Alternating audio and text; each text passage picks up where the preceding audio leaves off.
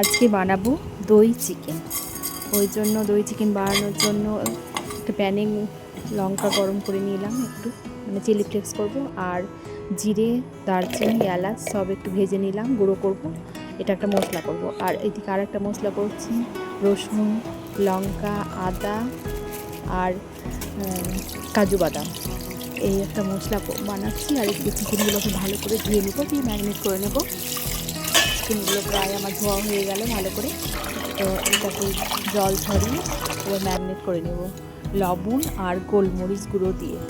এটাকে ভালো করে লবণ আর গোলমরিচ গুঁড়ো দিয়ে ভালো করে মেখে এটাকে আধ ঘন্টা রেস্টে রেখে দেবো।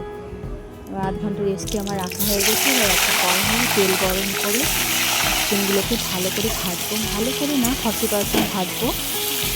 তো আমার দুবারেই ভাজতে হবে, অনেকটা আছে।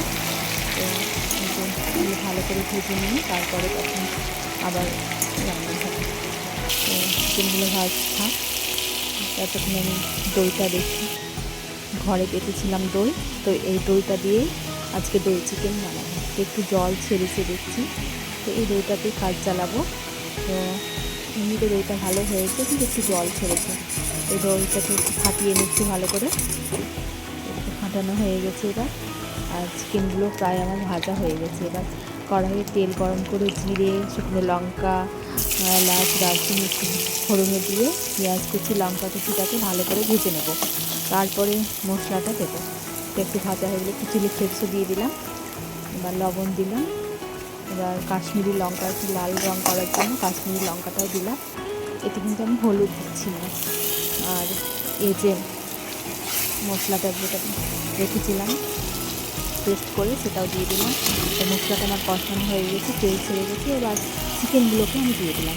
তো চিকেনগুলো ভালো করে একটু কষিয়ে নেব, তারপরে একটু অল্প করে জল দেবো, যাতে একটু ভালো সিদ্ধ হয়ে যায়। সেটা কষানো হয়ে গেছে। এবার একটু জল দিলাম, জল দিয়ে ঢাকা দিয়ে একটু সিদ্ধ হবে, তারপরে দইটা দেবো।